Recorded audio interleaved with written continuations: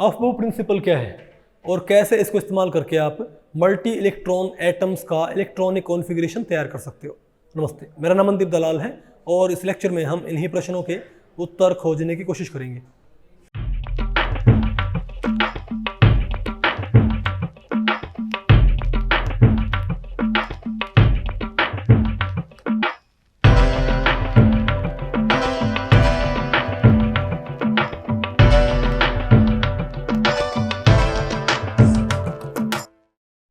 देखो भाई, अब इससे पहले लेक्चर में आपने क्या पढ़ा था बताओ कि आपने एक तरह से जो मल्टी इलेक्ट्रॉन एटम्स थे ना उनकी शुरुआत कर दी एक तरह से ना।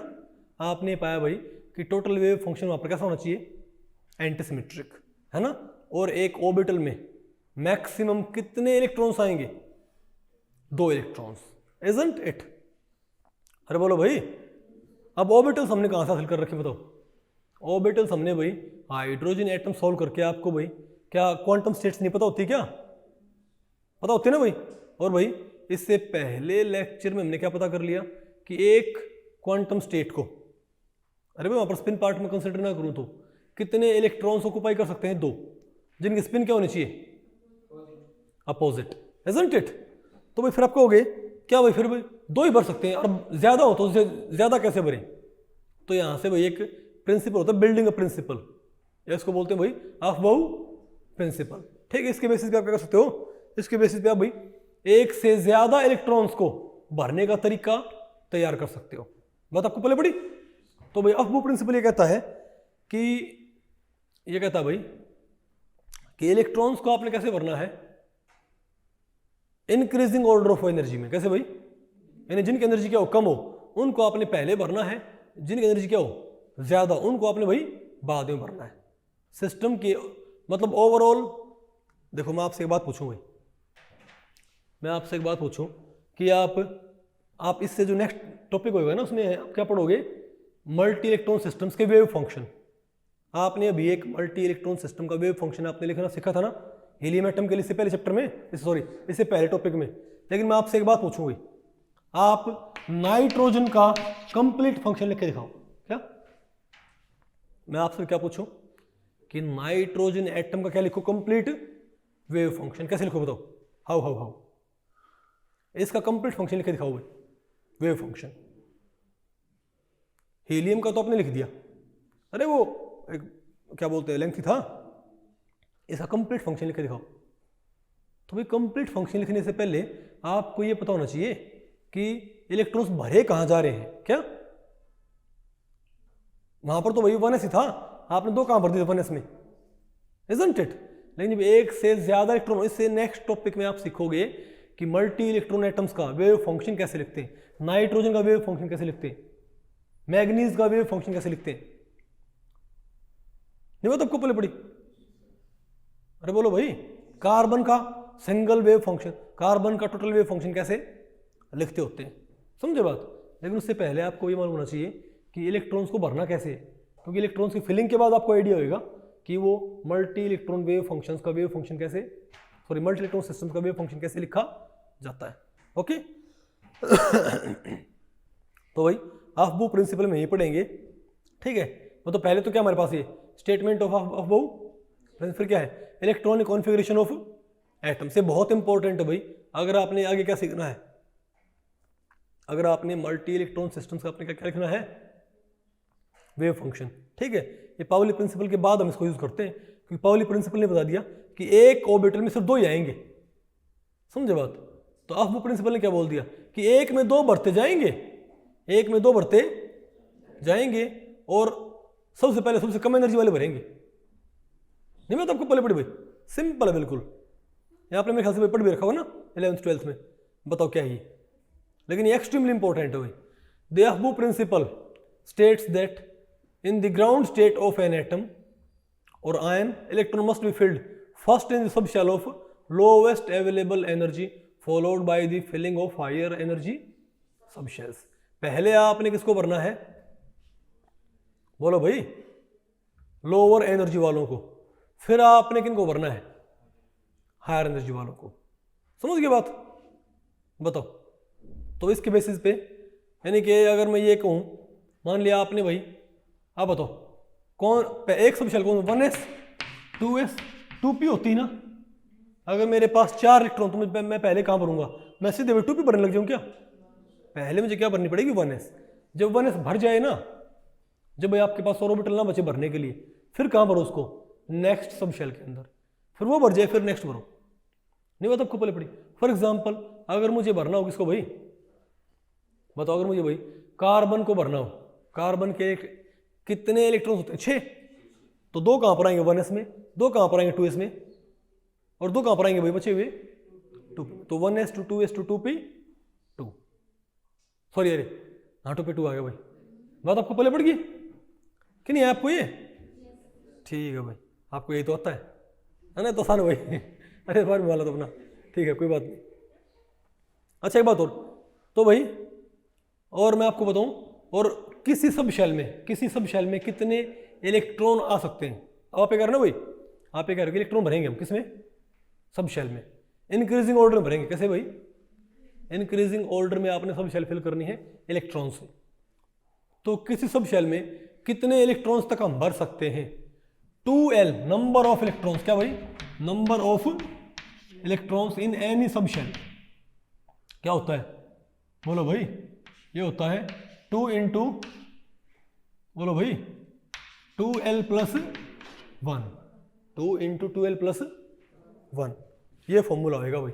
ठीक है, इससे आप बताओ क्या मालूम कर सकते हो? अरे बोलो भाई, नजर है आपको यहाँ पर 2 इंटू 2l प्लस 1। कैसे? अगर कोई आपसे बोले कि बताओ पी सब शेल में कितने इलेक्ट्रॉन आएंगे, तो आपको बताना s p d f 0 1 2 होता है ना मेरे पास। बताओ पी के लिए कितने होते हैं? L 1 होता है, तो 1 यहां पर 1 इंटू 2 2 2, 1 इंटू 2 2, 2 प्लस 1 3, 3 इंटू 2 6। तो भाई पी में क्या आएंगे? 6 इलेक्ट्रॉन। एस में कितने आएंगे? एल कितना होएगा? 0, 0 इंटू 2 0 प्लस 1 2 इलेक्ट्रॉन्स। डी में कितने आएंगे? डी यहां पर क्या रखो?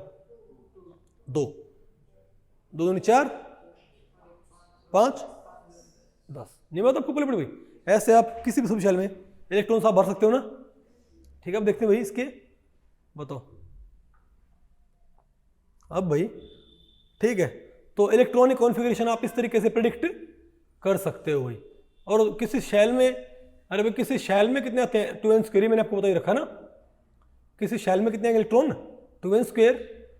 2n स्क्वायर तो क्या आते हैं किसी शेल के अंदर, और सब शेल में कितने आते हैं? 2 इंटू 12 प्लस 1। ठीक है, अब बताओ भाई, और इलेक्ट्रॉन जब भरोगे ना तो आपने increasing n plus L rule से भरने हैं। क्या? अरे भाई जिनका n प्लस एल, देखो क्योंकि 1 इलेक्ट्रॉन सिस्टम्स में तो क्या था, वहां पर तो एल कम था भाई। वहां पर तो क्या होती थी? वहां पर तो लेवल क्या थे? डिजेनरेट। वहां पर तो n बराबर 3 के साथ क्या थी? No state. नो के नो क्या थी? डिजेनरेट। हालांकि वो डिजेनरेसी भी रिमूव होती है एलएस कपलिंग से। किससे भाई? लेकिन फिलहाल वो बात आपको भाई नहीं बता रहे। लेकिन मल्टी इलेक्ट्रॉन सिस्टम्स में बताओ क्या हो जाएगा? आपने एनर्जी किसी सब शेल की आपने कैसे चेक करनी है? n प्लस एल से। जिसका n प्लस एल क्या होगा? ज्यादा, उसकी एनर्जी भी क्या होगी? ज्यादा। वो बाद में भरनी है। जिस सब शेल का n प्लस एल क्या होगा? कम होगा, उसकी एनर्जी क्या होगी? जरा बताओ भाई, बताओ 1s में और 2p में इसका n कितना है? 1, l कितना है? 0, इसका n कितना है? 2, l कितना है? तो 3, और क्या इसका 1।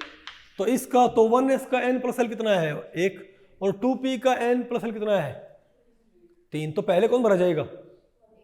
तो भाई इलेक्ट्रॉनिक कॉन्फ़िगरेशन प्रिडिक्ट करने का जो रूल होता है, ये ऑफ प्रिंसिपल, ये कहता है आप सब शेल्स को भरो इंक्रीजिंग ऑर्डर ऑफ एनर्जी में। और एनर्जी कैसे चेक करनी है? n प्लस एल से। और अगर किसी का, अगर 2 का n प्लस एल क्या हो? सेम हो, तो जिसका n कम होगा ना वो पहले भरा जाएगा। नहीं बात आपको पहले पड़ी? जैसे 2p है, क्या भाई? 2p है और 3s है। बताओ इन दोनों का बताओगे आपको, इन दोनों का तो n प्लस एल क्या है? सेम। बताओ 2p में l कितना है? n कितना है? 2 प्लस 1 कितना आया? यहाँ 3 प्लस 0 कितना आया? तो मैं आपको यहाँ पर तो n प्लस एल जब बराबर आ जाए तब पहले किसको भरें? बताओ बोलो भाई। तब पहले आपने किसको भरना है? 2p को। नहीं बात आपको पहले पड़ी ना? आसान है मुश्किल वही है? तो ये आपका क्या भाई? Aufbau principal. ये भाई है बिल्कुल आपको पता भाई 12वीं वाला ही है, लेकिन भाई आपको मैंने इस पे ऐड क्यों कर रखा है? क्योंकि भाई इसके बाद क्योंकि आपने मल्टी इलेक्ट्रॉन सिस्टम्स के आपने क्या लिखने पड़ेंगे? Wave functions. समझे बात? तो उससे पहले इसको पढ़ाना जरूरी है, क्योंकि ये हमारे हमको क्या मिलती है? एक क्रोनोलॉजिकल ऑर्डर है। नहीं समझे बात? अगर मैं आपको बोलूं भाई कि नाइट्रोजन क्या लिखो, वेव फंक्शन लिख के दिखाओ, भाई पहले तो आपको अफबाउ प्रिंसिपल यूज करना पड़ेगा ना, उसका इलेक्ट्रॉनिक कॉन्फ़िगरेशन भर के आपने इलेक्ट्रॉनिक कॉन्फ़िगरेशन बना के किसका? नाइट्रोजन का। फिर क्या करना उसके ऊपर? फिर आपने वहां से भाई एक बनानी होती है स्लैटेड डिटरमिनेंट। क्या करते हैं कि अगर मैं बोलूं कि नाइट्रोजन क्या लिखो, कंप्लीट वेव फंक्शन, जिसमें स्पिन पार्ट भी और क्या हो? स्पेस पार्ट भी हो। ठीक है बात? तो पहले आप क्या लिखोगे? नाइट्रोजन का electronic configuration using Aufbau principal. ठीक है बात? फिर उसको लिखने के बाद फिर आपने क्या करना होता है? बोलो भाई। फिर आप उसका क्या बोलते हैं? आप डिटरमिनेंटल वेव फंक्शन लिखते हो। क्या?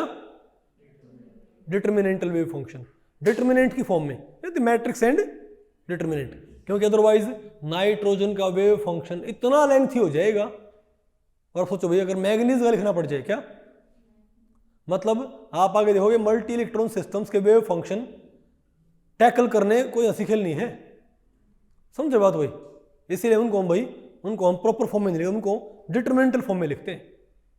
लेकिन डिटरमिनेंटल फॉर्म में भी भाई, डिटरमिनेंट की फॉर्म में भी फंक्शन लिखने से पहले आपको क्या मालूम होना चाहिए?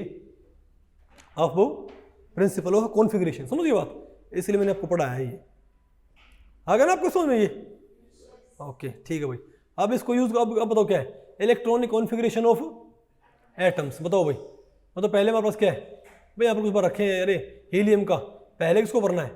अरे तो क्या है? Scheme of orbital energy as per aufbau principle. Multi electron systems के लिए अफबाउ प्रिंसिपल की ये स्कीम है एनर्जी की। ठीक है, इसको भैया ऐसे चलना है 1s 2s, बताओ ना आपको भाई, 2p 3s, बताओ ना आपको ऐसे? अरे बोलो भाई, नहीं है आपको समझ? अरे बोलो भाई, ये आपने पढ़ रखा है, वो बहुत ईजी भाई, तो 12वीं वाला है। ठीक है, और ये क्या भाई? कुछ कॉन्फ़िगरेशन है। तो भैया अब कॉन्फ़िगरेशन आप भाई लिख सकते हो ना? इसके ऊपर मेरे ख्याल से क्वेश्चन बोलने की जरूरत नहीं है, आपको खुद ही पता है कि भाई कैसे लिखते हैं कॉन्फ़िगरेशन। ठीक है, बताओ सोडियम का कॉन्फ़िगरेशन क्या होगा? पहले बोलो कौन सी? 1s 2 2s 2 2p 6 3s 1। नहीं समझे बात भाई? अच्छा, सोडियम का multi electron wave function, wave function कैसा भाई?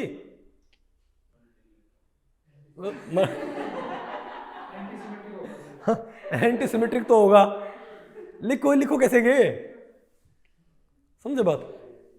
मैंने पढ़ाया था पिछले बैच में, नहीं पढ़ाया? कौन था पिछले बैच में? पढ़ाया था ना मैंने? मल्टी इलेक्ट्रॉन सिस्टम्स के वेव फंक्शन लिखने सिखाए थे। समझो तो इसे नेक्स्ट में आएगा, कोई बात नहीं। आ गया ना आपको ये? ओके, अब क्वेश्चन आ गया तो बहुत ईजी था, है ना? बताओ विच ऑफ द फॉलोइंग स्टेटमेंट। अभी देखो अब वो प्रिंसिपल पे कुछ क्वेश्चन तो ले लेते हैं। ठीक है, एक्चुअली नहीं है, कई बार जब होता है ना भाई, ये बिल्कुल जल्दी टॉपिक है, लेकिन क्योंकि भाई क्रोनोलॉजी समझने के लिए ज़रूरी है, उसके ऊपर क्वेश्चन भी तो भाई कुछ क्वेश्चन मैं ऐड कर देता हूँ वैसे ही। ठीक है, ओके, बताओ क्या है मेरे पास? Which of the following statement regarding filling of 3s and 2p is correct? 3s subshell should be filled before 2p, 3s subshell should be filled after 2p, 3s subshell should be filled simultaneously with 2p। बताएगा यहाँ पर? None. बताओ भाई, 3s subshell should be filled after क्यों भाई? After क्यों भाई? क्योंकि 3s में n+l कितना बनता है? 3, 2p में भी 3, लेकिन जब ऐसा हो तो जिसका n कम होगा वो पहले भरा जाएगा, तो 2p क्या होगा भाई? पहले भरा जाएगा। बात आपको पहले पड़ी? इस तरीके से भाई आपका अफबाउ प्रिंसिपल का अंत हुआ। तो भाई इस लेक्चर में इतना ही। अगर इस लेक्चर के बारे में आपके कुछ प्रश्न या सुझाव हैं तो आप मुझे नीचे कमेंट सेक्शन में पूछ सकते हैं, मैं उनके उत्तर देने की पूरी कोशिश करूंगा। तो भाई ठीक है, मिलते हैं अगले लेक्चर में, तब तक के लिए नमस्ते।